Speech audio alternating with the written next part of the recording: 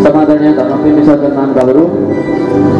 Amili nanu bani हमरा परम पूजनीय आचार्य प्रवर श्रद्धेय गुरुवर दुर्गा प्रसाद कतिवटा जो आचार्य प्रवरज्यूको आगमन भएको छ र व्यासपीठमा उहाँलाई यजमानज्यूहरूले विराजित गराइसक्नु भएको छ र उहाँ गुरु श्रद्धेय गुरुदेवको विराजित भइसकेको छ र गुरुवरलाई यजमानज्यूहरूले सम्मान गर्ने कार्यक्रम समेत राख्नु भएको छ र उहाँलाई आएर सम्मान जनाइदिनु हुन म हार्दिक अनुरोध गर्न चाहन्छु। सबैजनाले तालीले सम्मान गरिदिनुहुनेछ। ओम व्यासाय विष्णुरूपाय व्यासरूपाय विष्णवे नमो वै ब्रह्मनिधये वासिष्ठाय नमो नमः। सद्गुरुदेव भगवानको र अब हामी केही क्षण परम पूजनीय वन्दनीय आचार्य प्रवर गुरुदेवका श्रीमुखबाट दिव्य सत्सङ्गमयी वाणीहरूलाई श्रवण गर्नेछौँ। तत्पश्चात हामी अगाडिका कार्यक्रमहरूलाई यथोचित समयमा अगाडि बढाउनेछौँ भन्ने जानकारी गराउँदै अबको समय परम पूजनीय वन्दनीय गुरुवरका श्रीमुखमा यो गर्ने गर्न चाहन्छु। कृष्णचन्द्र भगवानको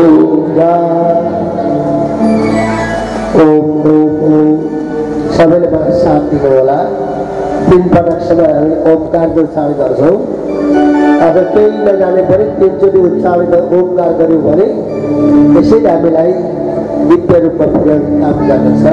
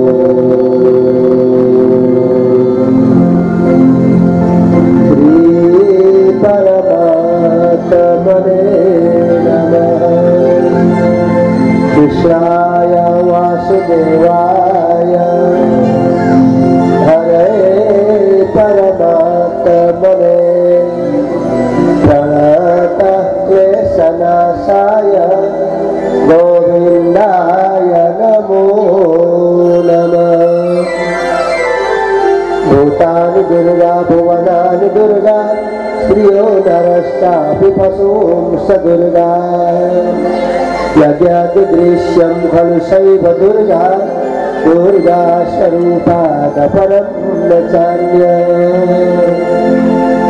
व्यासाय विश्वरूपाय व्यासरूपाय विष्णवे नमो वै ब्रह्मविधये वासिष्ठाय नमो नमः। सच्चिदानन्दरूपाय विश्वोत्पत्त्यादिहेतवे तापत्रय विनाशाय श्रीकृष्णाय वयं नमः। ईशान विष्णुकमलासन कार्तिकेय बन्धी प्रयातरणी सगणेश्वरा चामरेन्द्रकलशोद्भव कश्यपानां नमामि शततं पितृमोक्तिहेतोः। प्रह्लादनारदपराशर पुण्डरीक व्यासाम्बरीशशुकशौनकभीष्मकाल्यान् रुक्माङ्गदादिवसिष्ठविभीषणादीन् पुण्यानि मां परमभागवतान् स्मरामि। विश्वम्बरपणदेश्यमाननगरी तुल्यं निजान्तर्गतं पश्यन्नात्मविनायागैरोध भूतं यथा निद्रया। या साक्षात् कुरुते प्रबोधसमये स्वात्मानमेवाद्वयं तस्मै श्रीगुरुमूर्तये नमः श्रीदक्षिणामूर्तये। गुरुर्ब्रह्मा गुरुर्विष्णु गुरुर्देवो महेश्वरा गुरु साक्षात् परं ब्रह्म तस्मै श्री गुरवे नमः। प्रातस्मरणीय वंदनीय पादपूज्य व्यासासन श्री गुरुचरण व्यासनासन गुरुजनहरू, सङ्गीतका पारखी मित्रजीहरू, यज्ञ समापनको लागि वर्ण हुनुभएका समस्त गणेश लगायत पूजनीय वन्दनीय गुरुजी शास्त्री चरणमा नमन। व्यासमा स्थापित पूजित प्रतिष्ठित समस्त देवी देवताहरूका श्री चरणमा नमन। वत्स गोत्र पंच प्रवर्ण युक्त यहाँले आयोजक परिवार भएर सबैलाई श्रीमद् भागवत महापुराण अमृत ज्ञानमय कथा श्रवण गराउनुभयो। यहाँहरू सबै धन्यवादका पात्र हुनुहुन्छ। यहाँ गुरुजीहरूले लगातार सप्ताहव्यापी श्रीमद् भागवत महापुराणका मार्मिक दार्शनिक श्रवण मनन चिन्तन योग्य कथाहरू यहाँहरूलाई सुनाइसक्नु भएको छ। त्यसमा हामीले थप्ने कुरा त्यति छ जस्तो मलाई लाग्दैन।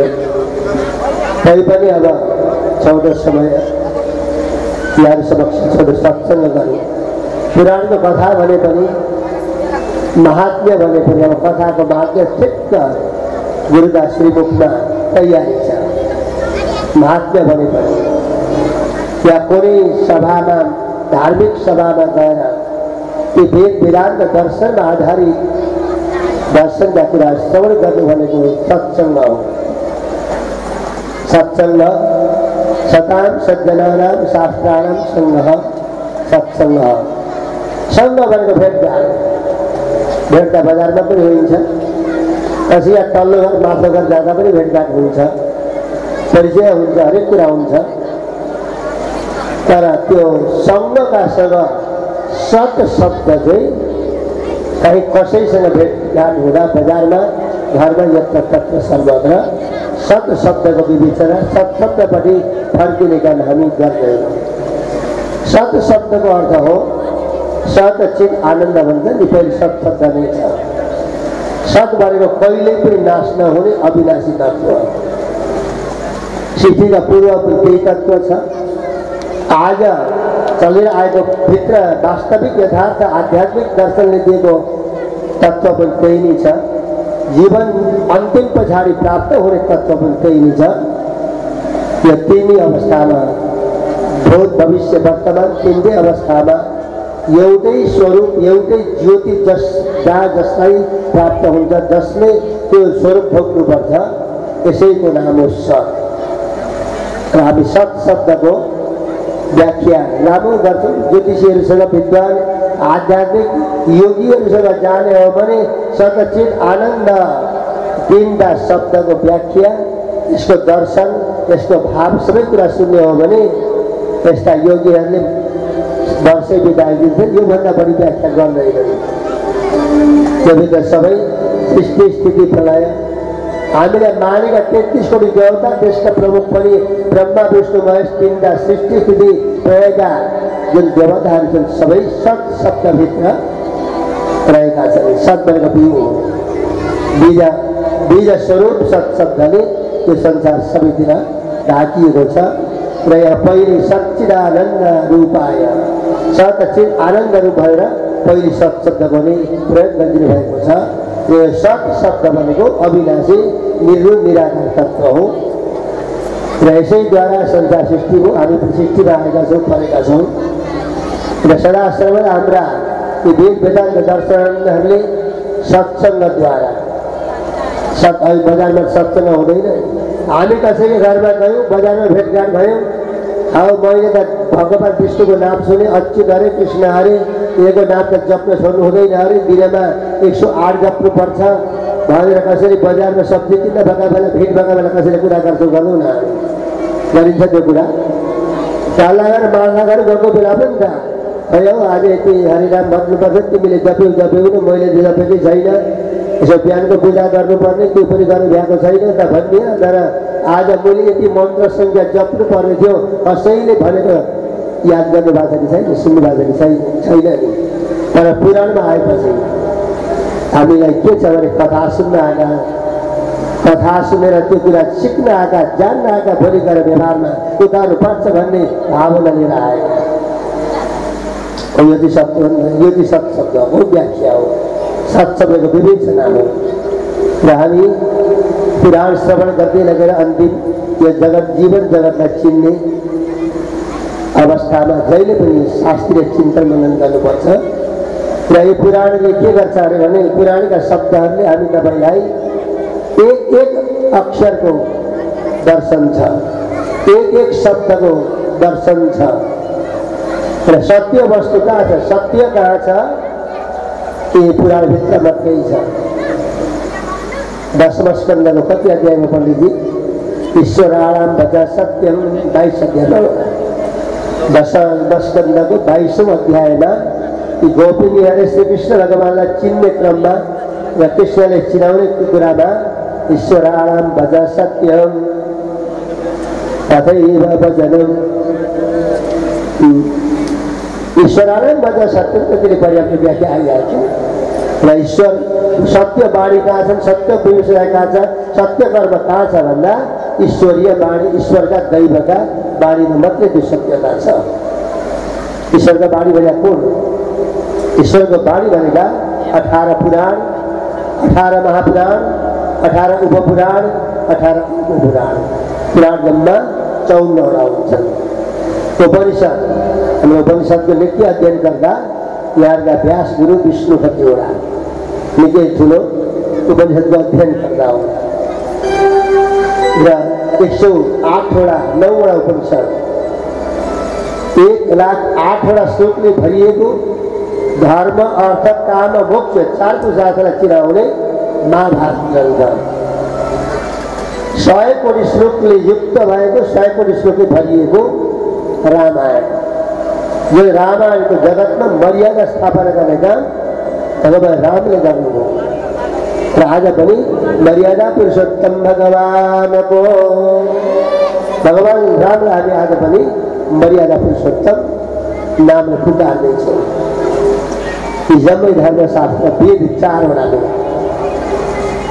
4 उपवेद, 8वटा वेद भएको छ।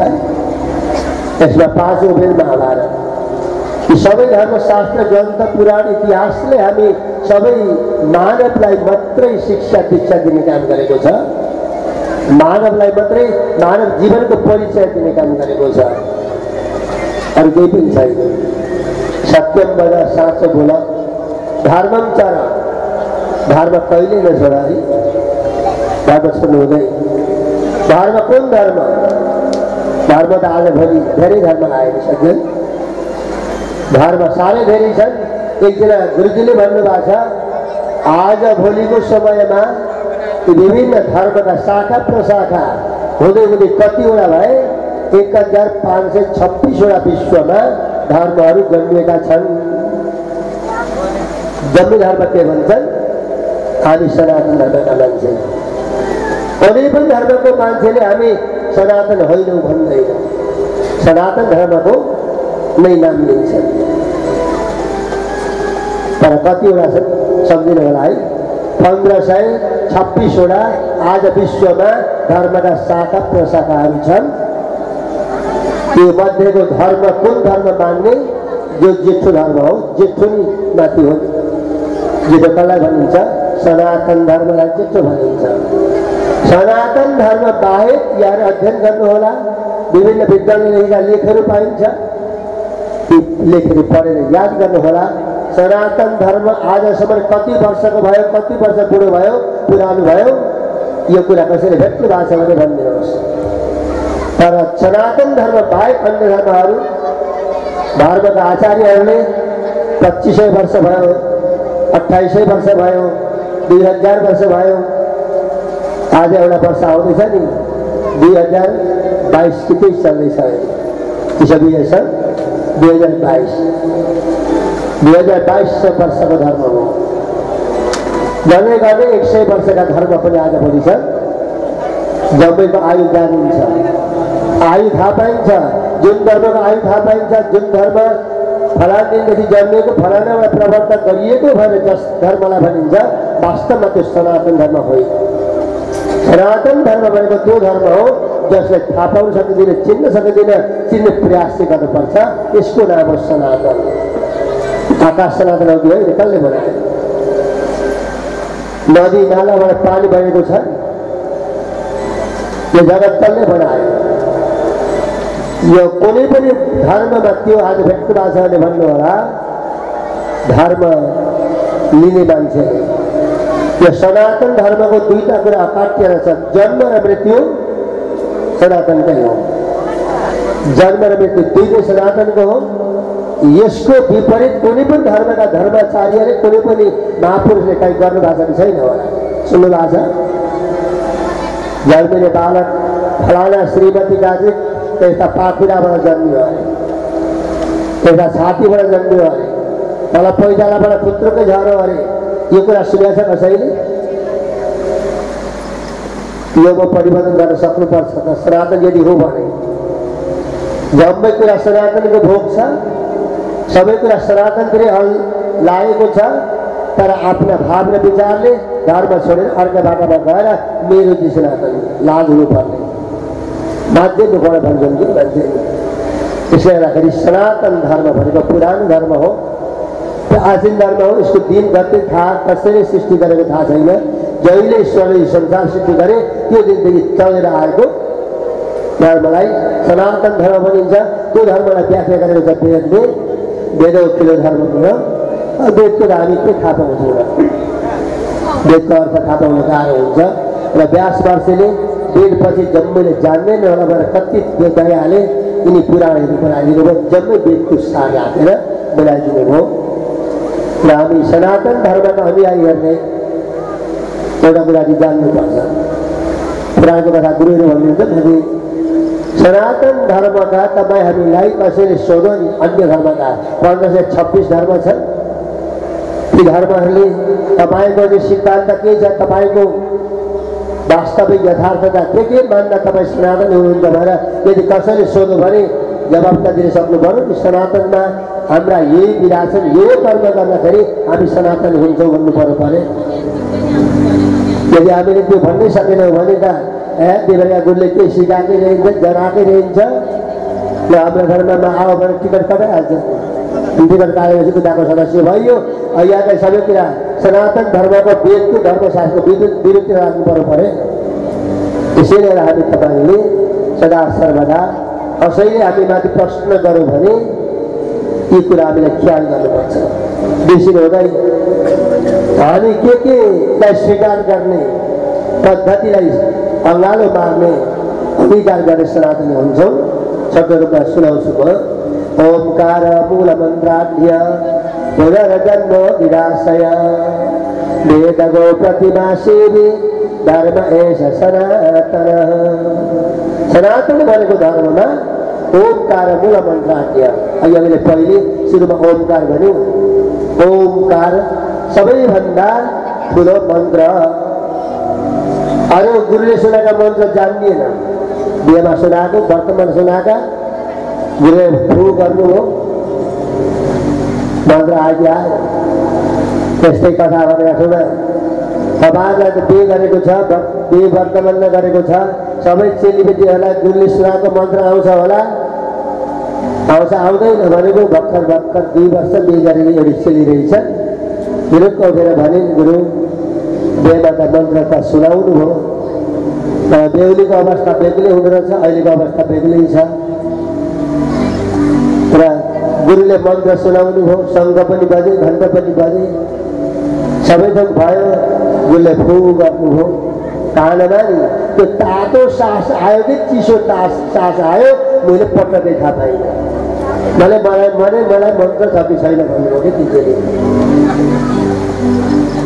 आजभोलि मन्त्र लगभग त्यस्तै ठाउँमा पुगेको छ है।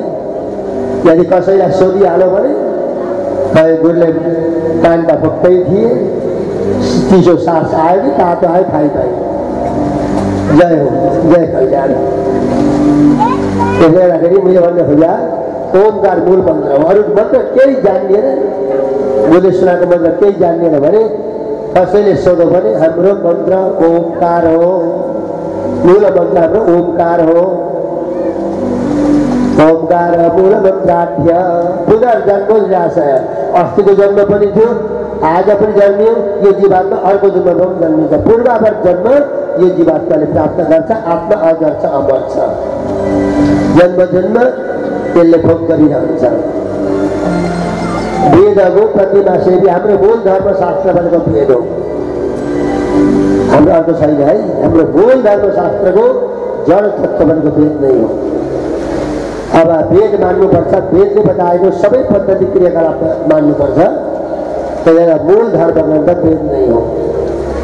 गो भनेको वेद, गो भनेको गाईको पूजा गर्ने, गो भनेको पृथ्वीको पूजा गर्ने। पृथ्वी बिना हामी बाँच्छौँ र?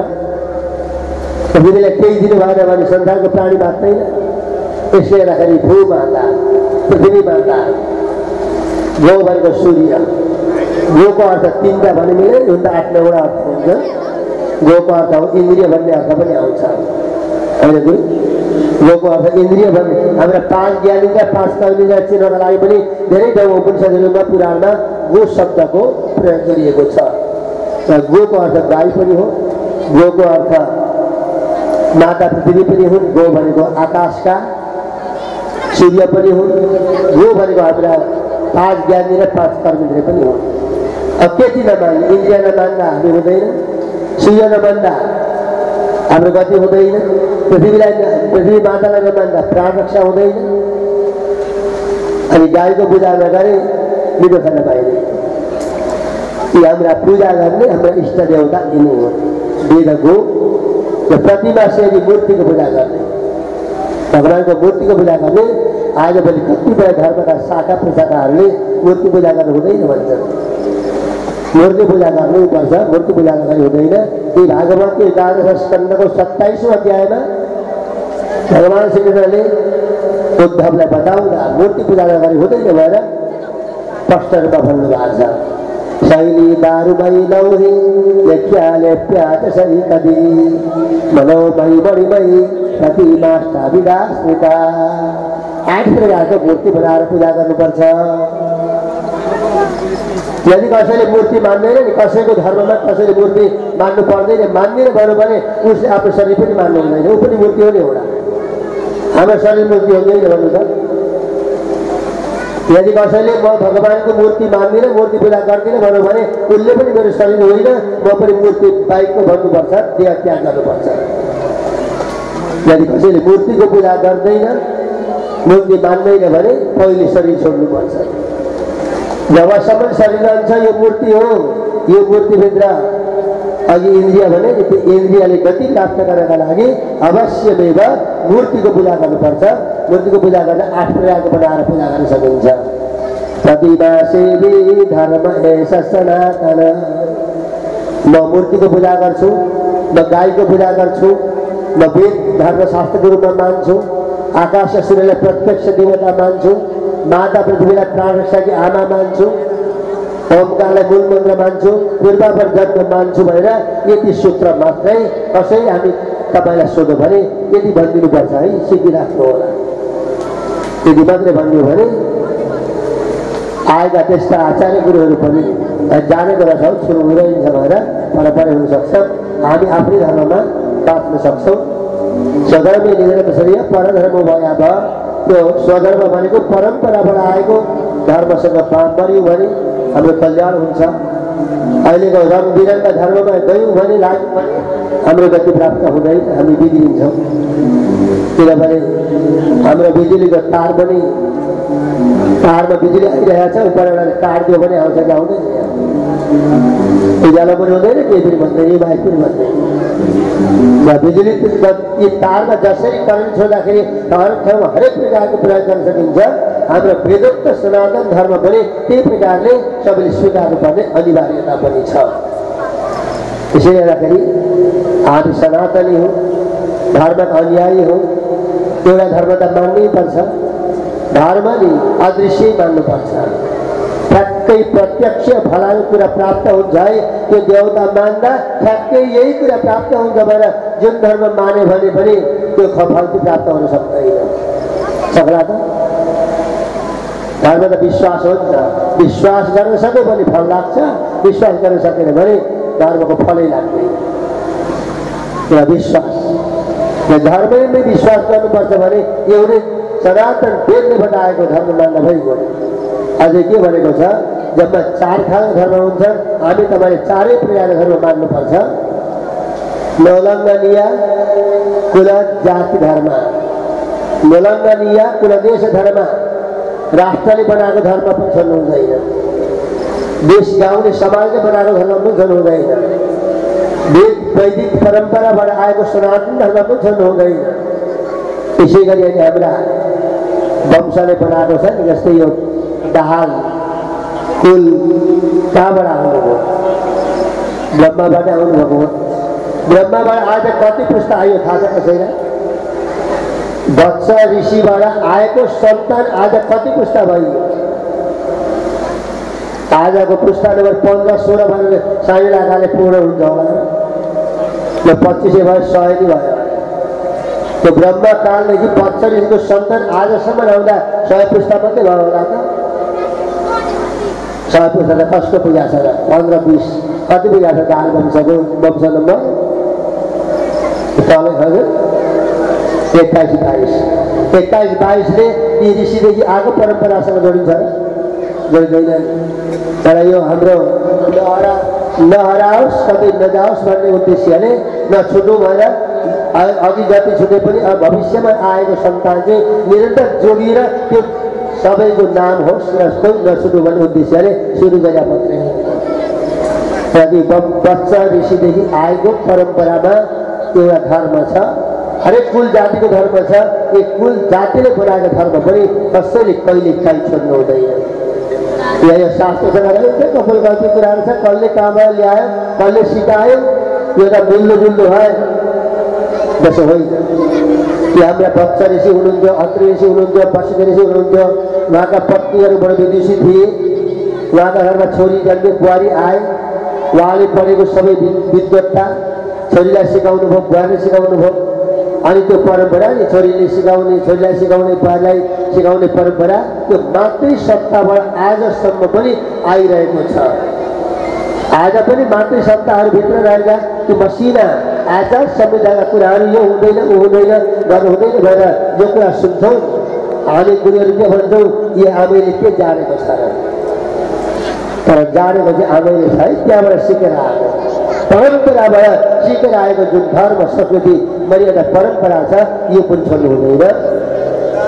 र यो हाम्रा वत्स गोत्रीय दाल बन्धु परिवारले यी वत्स ऋषिदेखि आजसम्म आएको परम्परा कुल धर्म शास्त्र सनातन धर्मको अक्षुण्यता रहिरहोस्, भावी सन्तानलाई पनि त्यसले मलजलको काम गरोस्, योग्य वीर पुरुषादी सन्तानको उद्धार होस्।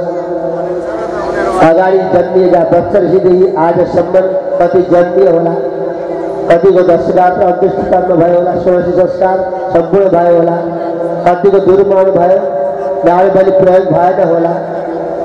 त्यही पनि आप्तबन्धु भनेका कुन आप्तबन्धु श्राद्धमा तपाईँका आप्तबन्धु छन् भने तर्पण गर्नुहोस् भन्छ। आप्तबन्धु भनेको एउटै बाका 5-6 भाइ छोरा भाइ, 6 भाइ छोरा भाइ, 6 भाइ मध्ये यी भाइका सन्तान जन्मिएन, छोराछोरी जन्मिएन, सबैले गाली गरे भने अपुताले त्यो अपुताल हो। तर अन्त्येष्टि दशगात्र क्रियाले जसले गरिदिन्छ, दाजुभाइ छोराछोरी छोरा नातिले गर्छन्। तर वर्ष दिनको वार्षिक श्राद्ध गरे पछाडि तिनीहरूको आज मेरा बाको उद्दिष्ट आमाको उद्दिष्ट अनिवार्य भने जस्तै ती बडाबा छोरा नभएका बडाबा बढियाको श्राद्ध ती भतिजाहरूले दर्शन गर्दै दर्शन पछाडि गर्दै उनीहरू आशामुखी भइरहन्छन्। यस्ता आप्त बन्धुहरूको उद्धार यस्ता भागवत जस्ता अनुसारले गर्दछ। त्यहाँ धुन्धुकारी गर्दा सकिन आँटेको होला, धुन्धुकारी त्यस बेला भएको हो, अघि पनि गर्दा भएको थियो। धुन्धुकारी महान पुत्रले पनि उसका नाममा भागवत लाग्ने भयो। घुम्दै जाँदा बाँस गाडेको थिएन होला त्यो दिन, एउटा बाँस छिद्र परेको बाँस 7 आँखा भएको, त्योभित्र बसेर भागवत सिद्ध मुक्ति भएको कथा छ। अब भाग त मुक्ति भइहाल्यो नि, त्यो त मुक्ति भयो। अब किन त्यो बाँस नगाड्दा पनि हुन्छ, त्यसो होइन रहेछ, त्यो त परम्परा। हाम्रा वंशगोत्रमा हाम्रा कुनै पनि वंश शाखा सन्तानमा ती पूर्व ऋषिदेखि आएको सन्तानमा धन्धुकारी जस्तै भएर मरेका पनि छन् नि, छैन? मरे होला। धन्धुकारीलाई 5 जनी श्रीमतीले मारे भन्ने कथा छ। त्यो मात्रै विभत्स हत्या होइन, अन्य पनि हुन्छ नि। डरेर मरे, लडेर मरे, बगेर मरे, कहीँ विदेश गए, आजसम्म दशगात्र अन्त्येष्टि भएको छैन। हामीलाई जति थाहा छैन। त्यस्ता दिवंगत भएका जति पनि विचलित भएका जीवात्माहरू आशा गर्नेछन्। ती सबै आशा गर्ने दिवंगत भूत प्रेत पिशाच नाना योनिमा विचरण गर्ने थावक जन्म पशु प्राणी 84 लाख योनिमा भड्किएर मेरो मुक्ति कहिले होला भनेर आशा गर्ने जति पनि दिवंगत पितृहरू छन्, सबै पितृहरूको उद्धार श्रीमद् भागवतले अवश्य गर्दछ। 18 पुराणमध्ये श्रीमद् भागवत महापुराण पितृमोक्ष गराउने सङ्कल्प बोकेको महाग्रन्थ हो। र यहाँ वत्सगोत्रमा हामीभन्दा माथि ऋषिदेखि आजसम्मको अवस्थामा दिवंगत भएका ज्ञान अज्ञान जे जति छन् सबै दिवंगत पितृहरूको उद्धार उत्तम गति प्राप्त हुन सकोस्। भावी सन्ततिले योग्य वीर पुरुषार्थी हुन्। कहीँ पनि वृक्ष रोपेपछि मल नलागे हुँदैन। मल पानी पुगेन भने राम्रो रसिलो फल फल्दैन। हाम्रो पनि वंश वृक्ष कस्तो रहेछ भने मूर्खमूल मदशाखम अश्वत्थम प्राउरव्ययम्। प्रत्येक वंशका ठुल्ठुला पिपलका जस्ता वृक्षहरू छन्। त्यो वृक्षको ज्वरो चाहिँ उँभो छ। त्यो वंश वृक्षको ज्वरो उँभो छ। उँभोबाट उदै पलाउँछ अरे। उदै सानो हाँगा हाल्छ, मसिनो हाँगा हाल्छ, पाउलिन्छ, पाउलेर कोपिला लाग्छ, फुल्छ, फुलमा फल लाग्छ, फल बढ्छ, हुर्किन्छ, पाक्छ, झर्छ, समाप्ति हुन्छ, उदै हुन्छ अरे। उँभो फल लाग्दैन अरे। जो उँभो पनि गिरिङ परेको वंश वृक्ष रूपी जरामा यस्ता पुराण यावत धर्म कर्मका अनुष्ठानका फलहरू सिंचित गरियो भने, त्यहाँ मलजल पुग्यो भने उनीहरूको सन्तान जसले गुणी हुन्छ, विवेकी हुन्छ, योगी हुन्छ, सन्त हुन्छ, महान महन्त हुन्छ, विश्वविख्यात हुन्छ, सबै कुरा पूज्य योग्य बन्न सक्छ। यसका लागि पनि अब हामीले यस्ता देव कार्य पितृ कार्यहरू निरन्तर बारम्बार गर्दै जानुपर्छ। हामीले गर्ने दुईटै कार्य हो, एउटा देव कार्य हो, एउटा पितृ कार्य हो। हाम्रो बाइक छन्, बाइकमा 15 चक्का छन्, बाइकमा 2टा चक्का छन्, 2टा चक्का छ। दुईटै चक्कामा राम्ररी हावा भरिएको छ भने थाकेर गर्दा ताकेको ठाउँमा पुग्छ है। अब जाँदा जाँदै बाटैमा होस्, कुनै पनि ठाउँमा एउटा चक्का खुस्केर पनि खस्यो भने एउटा चक्काले हामी त्यो चिताको ठाउँमा पुग्न सक्छौँ कि सक्छौँ होला, सकिँदैन। त्यसले गर्दाखेरि हाम्रो देव कार्यको एउटा चक्का हो, पितृ कार्यको एउटा चक्का हो। हामी दुईटै चक्कामाथि बसेका छौँ। त्यो चक्का गुडाएर ठाउँमा पुर्याउनका लागि देव कार्य पनि गर्नुपर्छ, पितृ कार्य पनि गर्नुपर्छ। देव कार्य गरेनौँ या पितृ कार्य गरेनौँ, दुईटामा एक गरेनौँ भने एउटा चक्का खुस्किन्छ। अब एउटा चक्काले जति सुरु गरेर स्टार्ट गरेर हाँक्यो भने ठाउँमा पुग्दैन, पुग्छ त पुग्दैन। यसले गर्दा हाम्रो जीवनमा हाम्रा देब्रेपट्टि पितृहरूको चक्का, दाहिनेपट्टि देवताहरूको चक्का हाम्रा शरीरमा विद्यमान छ। यिनी चक्कालाई निरन्तर बारम्बार हावा भर्ने काम, पञ्चर हुन नदिकन हावा भर्ने काम निरन्तर गरिरह्यो भने देव कार्यको चक्का र पितृ कार्यको चक्काले हाम्रो लक्ष्य बिन्दुमा हामी पुग्न सक्छौँ। हाम्रो गति पनि प्राप्त हुन्छ, भावी सन्तान पनि योग्य हुन्छ, पूर्वजहरूको पनि उत्तम गति प्राप्त हुन्छ। र वत्सगोत्रीय हाम्रा दाल फल्नु परिवारहरूले आयोजना गर्नुभएको पुराणले ती 2टा चक्का फुल होस्, दिवंगत समस्त ज्ञाताका पितृहरूको पनि उद्धार होस्। भावी सन्तति वंश वृक्षमा मलजल पुगेर भोलि हुने सन्तान योग्य वीर पुरुषार्थ कर्णधार बन्न सकुन्। भागवतहरू भएको फल या कथा सुनेर अहिलेका श्रोताहरू यो जगत बडो स्वप्नावत छ। आज मैले जति कमाए पनि, जति भेला पारे पनि, जति सङ्ग्रह गरे पनि भोलि मसँग जानु रहेछ। हामीले कमाएको धन दौलत सम्पत्ति खस्ने लिएर गयो। अब हामी लान्छौँ कि लाँदैन होला। हामीलाई जोडेको छ, सुन छ, चाँदी छ, दराजमा त्यस्ता पेटीहरू थुप्रै राखेका छन्। भोलि प्राण गयो कति बेला जान्छ टुङ्गो हुँदैन प्राण गदा बिना त्यो सबै दराजभित्रको सामान मलाई कमाउने मेरा मालिक गयो है कठैभरि म पनि सँगै जान्छु लड्दै लड्दै जान्छ चितामा जाँदैन प्राण गयो बाको प्राण गयो अमेरिको प्राण गयो कमाउने महापुरुषको प्राण गयो लौ है बाको प्राण गयो आमाको प्राण गयो त्यो दराजमा के कमाएर राख्नुभएको छ जम्मै बाआमाकै हो अब लगेर बाबाकै संस्कार गरेका ठाउँमा वरिपरि राखेर सजाएर बाबा जिम्मा लगाइदिनु पर्यो भनेर ती छोरा बुहारीले दराजभित्रका ती सोना चाँदी द्रव्य पैसाहरू चितामा राखेर दाह संस्कार गर्ला कि नगर्ला लौ त बाले कर्मका 1 लाख का 10 पोका थिए एउटा चाहिँ छातीमा जम्मै मोडेर लगेर जलाइदिनु पर्यो भनेर ती छोरा बुहारीले 1 लाख का 100,000 का नोट चाहिँ नि शरीर मोडेर लगेर जलाउँछ कि जलाउँदैन होला बाबा मरेपछि नि कति बेला रुन थाल्छन् अरे भने जति बेला बाबाका दराजको ताला छाबी गोजीमा पर्दैन तबसम्म रुन आउँदैन